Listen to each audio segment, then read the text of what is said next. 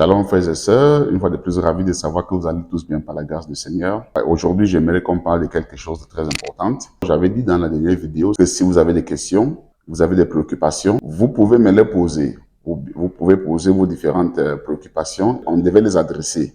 Et on a constaté que la plupart des gens parlaient de l'Ancien et du Nouveau Testament. Est-ce qu'un chrétien doit suivre les recommandations de l'Ancien Testament? Est-ce que l'Ancien Testament a encore de l'actualité? Bon, j'aimerais qu'on fasse cette vidéo en 3 parties. La première partie, on va parler de l'Ancien Testament. Deuxième partie, on va parler du Nouveau Testament. Et troisième partie, on va comparer les deux et on va donc répondre à cette question, à savoir, est-ce qu'un chrétien peut suivre les recommandements ou certains recommandements de l'Ancien Testament? Ça, je suis un peu excité parce que je tenais vraiment à faire cette vidéo. L'Ancien Testament, c'est 39 livres. Là, c'est pour les protestants. Et 46 livres pour les catholiques. Et plus même de livres encore pour les orthodoxes. Le Nouveau Testament, c'est 27 livres en grec, par 15 écrivains, entre l'an 30 jusqu'à l'an 120, après Jésus. Certaines études me montrent que c'est moins de 30 ans après Jésus-Christ. Nous ne sommes pas encore là. Pour l'instant, nous allons nous limiter sur l'Ancien Testament. Comment comprendre l'Ancien Testament en moins de 8 minutes? Donc, l'Ancien Testament déjà est divisé en différents groupes. Et il y a d'abord les Pentateuques, que vous pouvez aussi appeler la Torah. Bon, Pentateuque en espagnol, on peut dire Pentateuco, ou bien en grec, Pentateuco. C'est aussi divisé en certains livres comme le livre de la sagesse, le livre des prophètes aussi. Voilà, juste pour le décor. Maintenant, on va entrer dans le vif du sujet. Qu'est-ce qui est écrit dans l'Ancien Testament? Comment comprendre ça en moins de 8 minutes? Bon, l'Ancien Testament, Dieu créa les cieux et la terre. Là, c'est le début de l'Ancien Testament. Il créa l'homme ensuite et il mettra l'homme dans le jardin d'Éden. L'homme vivra là-bas avec sa femme, en toute bonheur, en communion avec les animaux, en paix. La femme de l'homme qui s'appelle Ève sera trompée par le serpent ancien qu'on pourra appeler le diable. Et la femme va tomber, ainsi l'homme aussi tomba avec sa femme. Dieu étant pas très content de la situation, il chassa la femme du jardin d'Éden. Ensuite, l'homme mettra au monde des fils, Caïn, Abel et Seth. Donc Caïn, on va revenir sur son histoire dans un autre épisode parce que Caïn, la Bible nous dit qu'il est du diable. Caïn tuera son frère Abel et c'est là où commencent les crimes. Les premiers crimes ont été commis dès ce moment-là. Le monde va se remplir de mauvaises choses, de péchés, de débauches et beaucoup de choses. Ainsi, Dieu va décider de détruire le monde avec de l'eau. Cependant, il y avait un homme appelé Noé qui était très pieux, craignait Dieu beaucoup. Dieu l'épargne avec ses fils et ses filles. Et chaque animal, mâle et femelle, ont été épargnés. Ainsi, après le déluge, Dieu fera une alliance avec Noé. Dieu va promettre de ne plus détruire le monde avec de l'eau. Les alliances de Dieu sont composées toujours de 4 parties. La première partie, c'est le contrat que Dieu passe avec ses prophètes, un contrat avec lui, de ne pas manger certains animaux. Dieu va sceller avec un signe, l'arc-en-ciel. Ça, c'est le signe que Dieu devait sceller avec. Et aussi le sacrifice des animaux, comme les taureaux et les moutons, même les oiseaux. Là, c'est pour sceller l'alliance dans le sang. Et ça, c'est le prototype de toutes les autres alliances que Dieu va passer avec ses élus. Il y a aussi d'autres alliances, comme l'alliance que Dieu a passée avec Abraham, l'alliance que Dieu a passée avec Moïse, qu'on appelle l'alliance mosaïque. Dieu a aussi passé notre alliance avec David, le roi David. On va appeler ça l'alliance davidique. Et voilà, l'alliance d'Abraham, c'est très simple à comprendre. Dieu avait demandé à Abraham de quitter la maison de ses parents.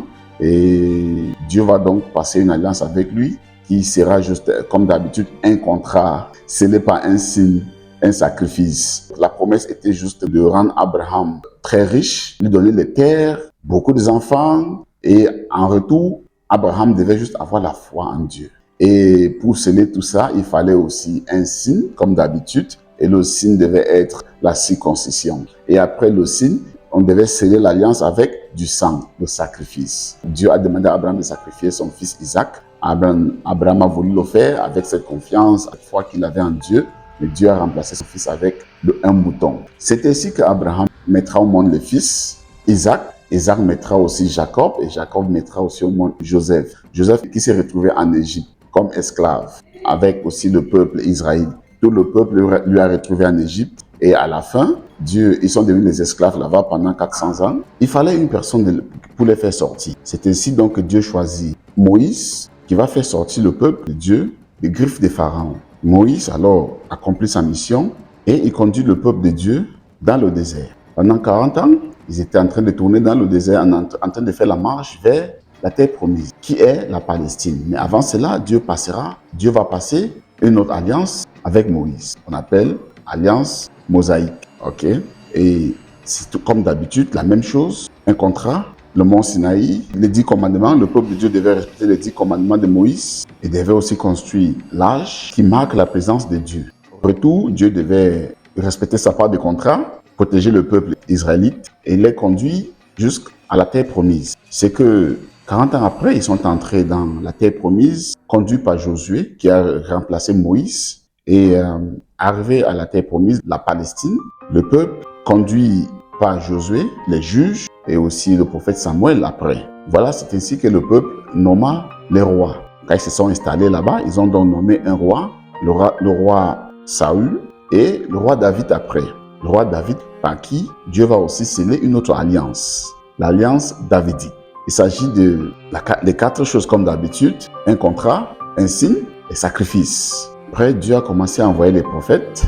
Dieu envoie ses prophètes, Élie et Jérémie et les autres. Ils ont parlé, le peuple n'a pas écouté. Donc le peuple juif était très têtu. Ils n'ont pas écouté les prophètes de Dieu. Et à la fin, Dieu a décidé donc de détruire, parce que là, ils ont recommencé dans les débauches, ils ont recommencé dans les mauvaises choses, et Dieu encore a décidé de détruire la ville de Jérusalem, qui était donc installée comme capitale à l'époque, à travers le roi Nebuchadnezzar. Dieu maintenant détruit la ville de Jérusalem, il rase la ville, et le peuple ne parlait plus de l'alliance. Le peuple parlait maintenant de l'Ancien Testament. Tant que le peuple était en train de plénicher, ils étaient en train de pleurer sur leur sort, ils ont cherché à réconcilier une fois de plus avec Dieu. Comme Dieu aime trop son peuple, le peuple juif, qu'est-ce qu'il fait? C'est là où il décide de venir lui-même pour réconcilier ce peuple. Et tous ceux qui vont devenir le peuple adoptif à travers eux, Dieu va les réconcilier avec lui-même. Et comment Dieu va venir? Dieu doit venir comme il a promis dans le livre d'Ésaïe, le livre d'Ézéchiel. Il a promis qu'il viendra lui-même et il vous sauvera. Lui-même. Comment il viendra? C'est là où ça les a un peu dépassés. Dieu dans toute sa gloire, toute sa splendeur. S'il vient lui-même, là il va consommer le peuple. Et qu'est-ce qu'il fait? Dieu le sait, il sait très bien ce qu'il fait. Il doit d'abord se dépouiller de sa gloire. Il se dépouille donc de sa gloire pour venir en chair à la personne de Jésus-Christ. C'est pour cela qu'on dit Dieu dans un corps d'homme, c'est Jésus. Parce que le corps que Dieu a pris pour venir dans le monde, le Kodesh, comme on appelle en hébreu, c'est Jésus-Christ.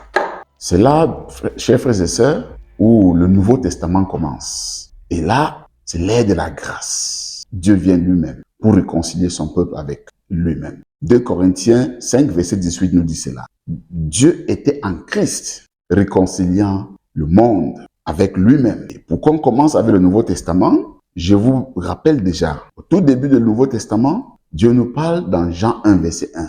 Et la parole, dès le début, dès le commencement, dans Genèse 1, la parole là, c'est ça qui s'est fait chair pour venir à la personne de Jésus. Donc, nous entamons maintenant le Nouveau Testament. Mais pour faire cela, ça sera dans la prochaine vidéo. Pour que la vidéo ne soit pas trop longue, je m'arrête là pour l'instant et on va attaquer le Nouveau Testament. Donc, frères et sœurs, j'espère quand même que la vidéo va vous aider. J'espère que ça vous a aussi plu. Donc, aimez, likez, partagez. Et pour ceux qui ne sont pas abonnés chez nous, abonnez-vous. C'est tout un voyage qu'on va faire ensemble. Donc, on va faire en 3 parties comme promise. La prochaine, Dieu vous bénisse. Shalom à tous.